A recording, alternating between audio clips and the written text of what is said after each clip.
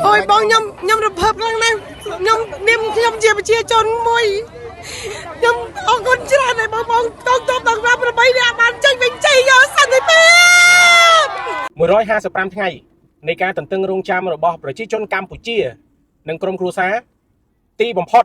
នៅព្រឹកថ្ងៃទី31ខែធ្នូឆ្នាំ2025ទាហានថៃបានធ្វើការដោះលែងវីរៈកងទ័ពទាំង18នាក់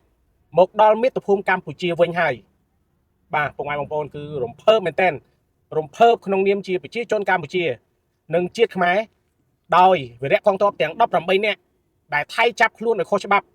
នៅពេលមានបទឈប់បាញ់នៅលើកទី1នេះបានឈានជើងមកដល់កម្ពុជាវិញជួបជុំក្រុមគ្រួសារនិងសាច់ញាតិបាទយើងឃើញហើយគឺមានការចូលរួមទទួលយ៉ាងស្វាគមន៍និងកក់ក្ដៅជាទីបំផុតក្នុងនាមជាប្រជាពលរដ្ឋកម្ពុជាក្នុងនាមអ្នកដែលបានចូលរួមការពារជាតិការពារមាតុភូមិកម្ពុជាបាទយើងឃើញហើយគឺទទួលស្វាគមន៍យ៉ាងកក់ក្ដៅមែនទែនពីបងប្អូនប្រជាពលរដ្ឋនៅច្រកបៃលិនបាទគឺថ្ងៃនេះគឺពួកគាត់បានមកជួបជុំក្រុមគ្រួសារសាច់ញាតិរបស់គាត់វិញហើយអញ្ចឹងនេះគឺជាដំណឹងល្អមួយសម្រាប់ប្រជាជនកម្ពុជា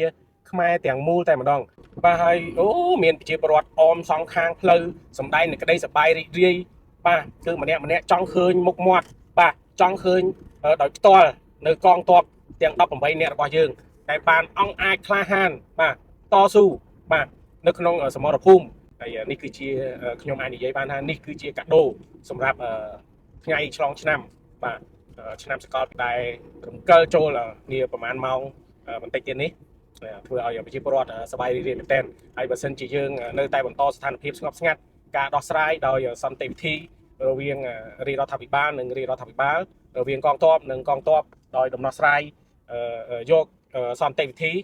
នោះយើងនឹងមានសន្តិភាពពេញលេញឡើងវិញបាទហើយប្រជាពលរដ្ឋដែលរត់ភៀសសឹកក៏អាចនឹងឆាប់វិលត្រឡប់ទៅផ្ទះរបស់ពួកគាត់វិញផងដែរ